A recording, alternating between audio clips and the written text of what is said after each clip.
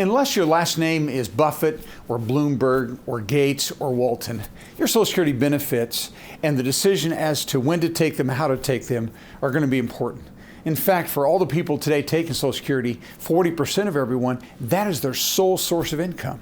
Another 25%, it's 90% of their income. And the rest, about a half of their income, is going to come through Social Security. So in this video, I'm going to show you how to maximize your Social Security monthly benefits by sharing with you 5 very important Social Security rules.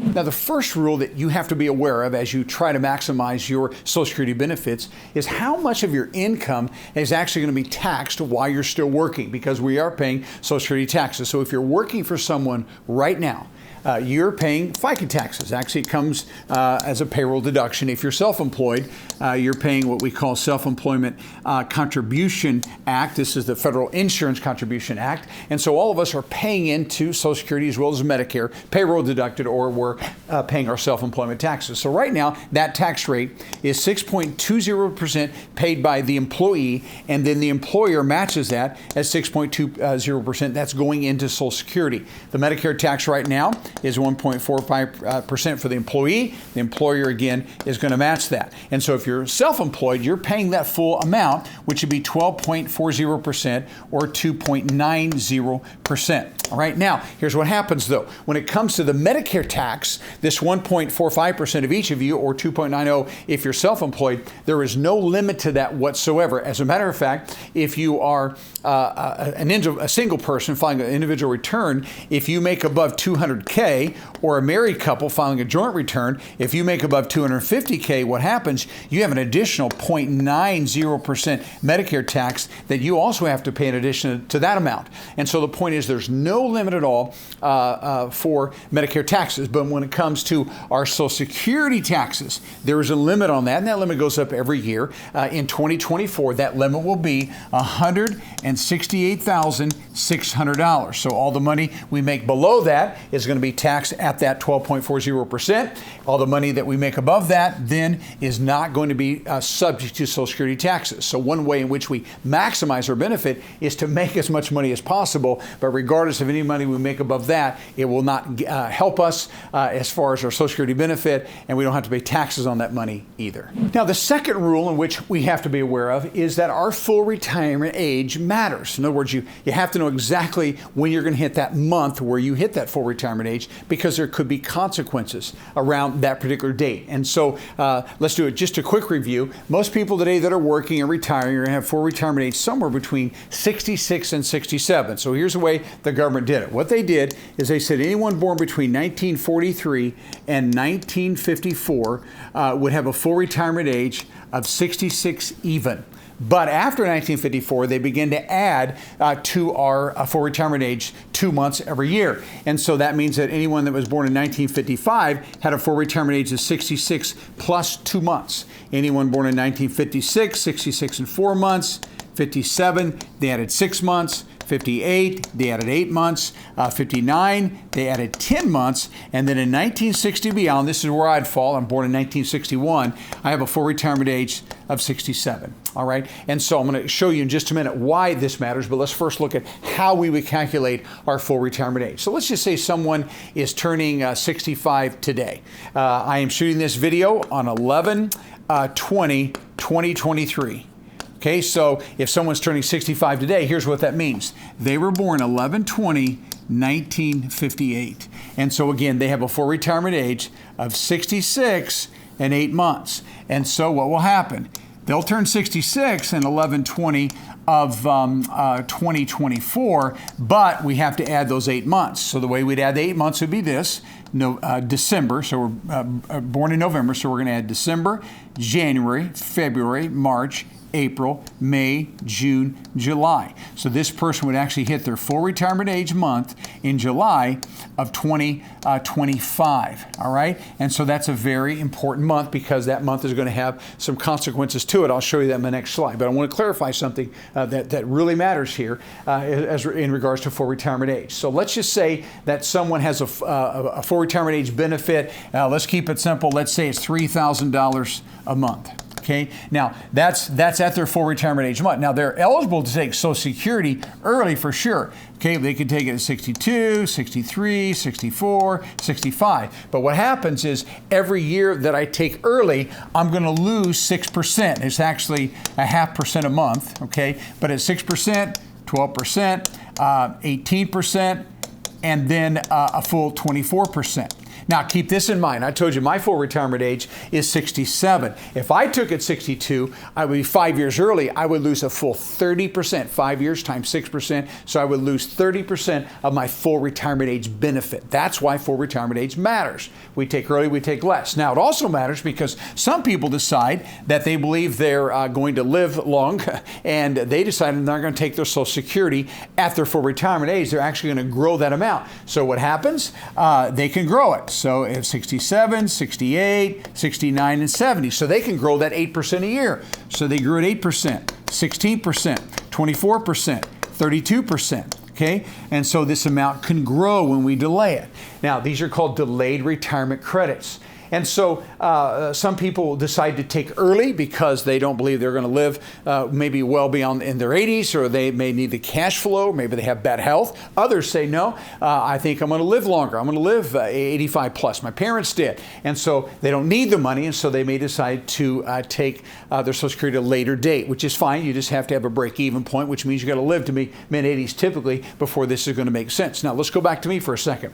I said my full retirement age is 67. If I delay until age 70, I cannot grow at 32%. I can only grow that 24%. All right. And so those who were born before then can grow that just a little bit more. And so the point is this: if we take early, we take less, or if we take later, we're going to get more added to our Social Security check. All right. So you've got to decide exactly what your full retirement age is going to matter. So in my next example and slide, I'm going to use this full retirement age of July of 2025 to teach you the third rule. Hey, if you found this video helpful and you want to see more Medicare information just like it, then go below, right below the video, and you can give us a thumbs up as well as subscribe to our channel. And every time I put a new video, which is about 2 every week, you'll be notified of that video, and others just like you who need this vital information will get it as well. So this third rule, which is dealing with the earnings test, must be considered, because if you decide that you're going to continue to work and you're going to take your Social Security, that could have consequences to your Social Security check. So let me explain. Let's say that, back to my example, that we have someone that's going to hit their full retirement age in July of 2025. We said this person was born 11/20/1958. Now, again, they could have started taking their Social Security at age 62. So that means they could have started in November of 2020. All right.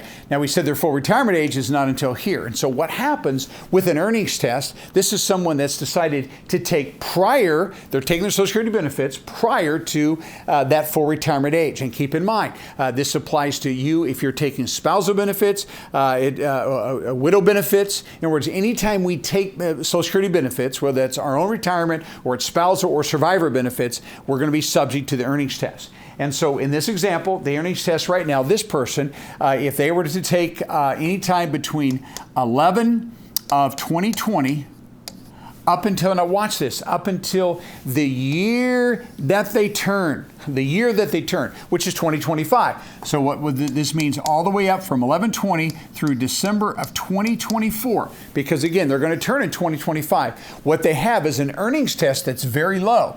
In fact, next year, in 2024, it's going to be $22,320 of an earnings test. What does that mean? That means if you're still working, because earnings test is working wages only. It is not any kind of distributions from IRAs, 401ks, pensions, annuity income, rental income, investment income. None of that's going to be tested, just working wages. So what they're saying, hey, if you're going to take Social Security, that's for retirement. And so if you're going to keep working, we're going to actually penalize you for that. And so what happens is this: for every $2, if I'm working in wages, for every $2 above this limit, they're going to take $1 out of my Social Security benefit. So let's keep it simple. Let's say that someone is above that amount by $10,000. So they're above by $10,000 from from wages. Therefore, they're going to get a $5,000 penalty. And let's say their check is $2,500 a month. That means that the government's going to actually withhold 2 months worth of Social Security checks so that they can hold that penalty. And then after that penalty has been fully paid, then they will turn on their Social Security checks.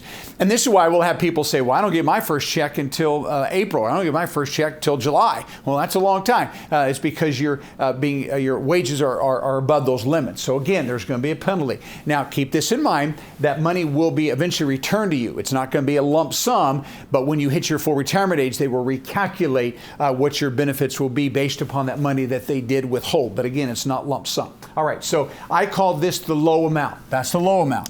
And in my example, this person is subject to that from when they're first eligible at 62 up until December of the year before they hit full retirement age. Then we have a higher amount. And in this example, it would be someone, this would be January 2025 up until June.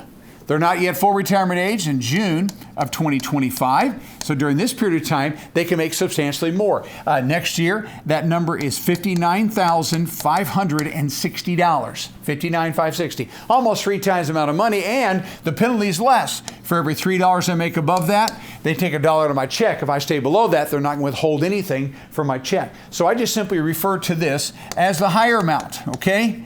And this happens the year that we turn. So regardless of how many months are left in this year, that's how much money you can make. It's not prorated, it's truly an annual amount. But here's what happens. In this example, once I hit July 2025, this earnings test is going to go away. Now I can make as much money as I want through all sources of income, including wages, and there's no reduction at all to my Social Security benefits. So as you decide when you're going to take, you have to make sure that if you're going to keep working, you want to stay below these limits, or you know they're going to withhold some of that Social Security benefit. Now, this fourth rule actually comes as a shocker to some people, and that is the fact that once you take your Social Security benefits, they could be subject to income taxes. Now, the reason that's frustrating to people is because really it's kind of like double taxation, because Social Security was taxed originally, so you paid into this system, and now once you start withdrawing, that also could be subject to taxes. So let me explain exactly how this works. And so we have a formula to determine how much of your income,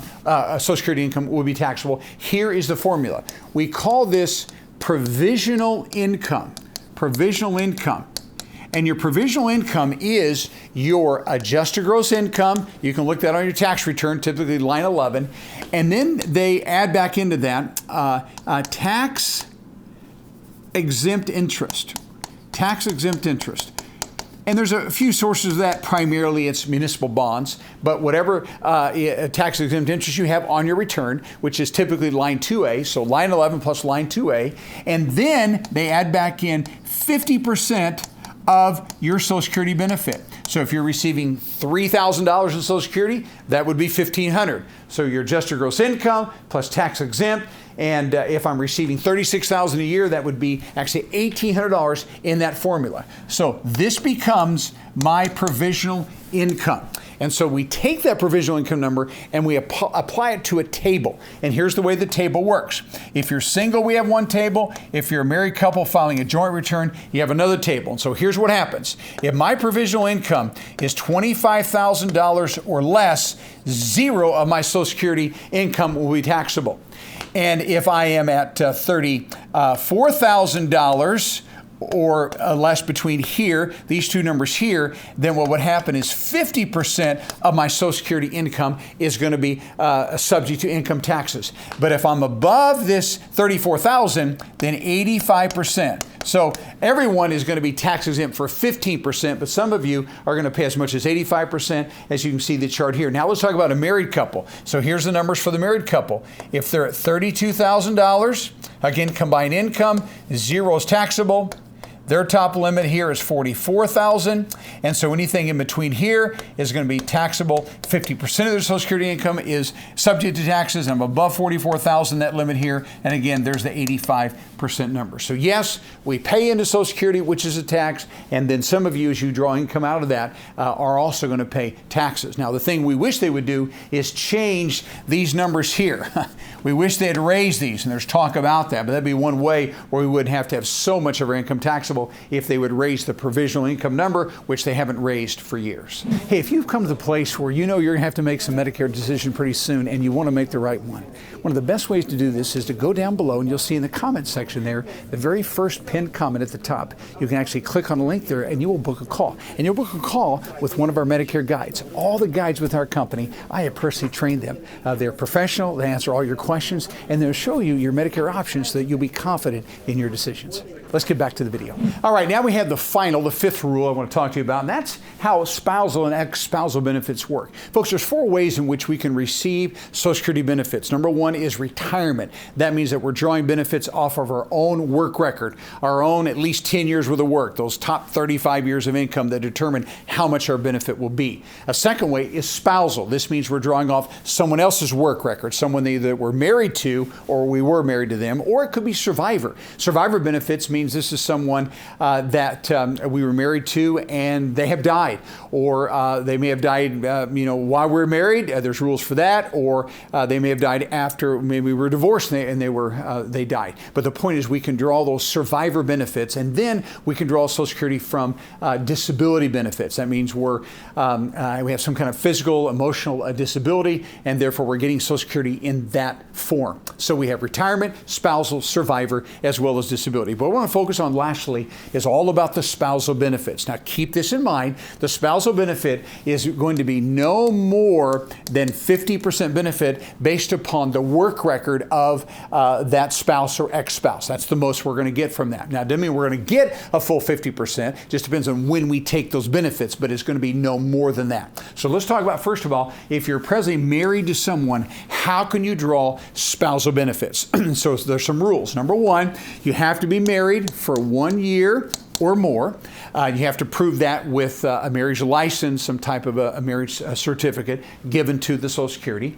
That person has to be at least 62 years old plus, and this is real important, and they have to also be taking Social Security benefits, okay? They have to be taking. In order for you to get spousal benefits, they have to be taking. And what happens is when you file, if 100% of your own account is more than 50% of their amount, then you have to take your own benefit. That's called the deeming provision. When you file, you've deemed to take everything that's available to you and the highest amount. So again, if 50% of your spousal benefit is greater than 100% of your own, then you're eligible, again, as long as these 3 rules apply. Got to be married a year, they have to be at least 62 and taking those benefits. All right, now, there's also a possibility of getting benefits from an ex-spouse, and the rules are a little bit different, but here's the way they go.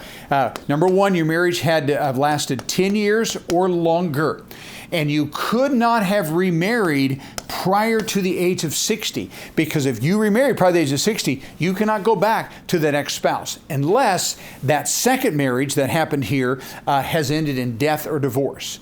Or if you didn't remarry prior to the age of 60, but you remarried after that, you still now can go back to that ex-spouse. Again, you had to be married 10 years. We're going to prove that with the divorce decree. And then what has to happen, there's 2 rules. Now, if your divorce has been less than 2 years, then what happens is that spouse you're going to draw from, they must be taking Social Security benefits, okay? They have to be taking if you've been divorced less than 2 years. But if you've been divorced 2 years or more, it doesn't matter whether they're taking it or not, you're eligible to draw from that ex-spouse. Now keep in mind, you got to know that the most you're going to get is 50% of their full retirement age benefit. Doesn't matter when they took at all. When it comes to your 50%, you're eligible for whatever they were eligible for at their full retirement age. Plus, if you take before your full retirement age, then again, you're going to be penalized for that, just like I talked about earlier.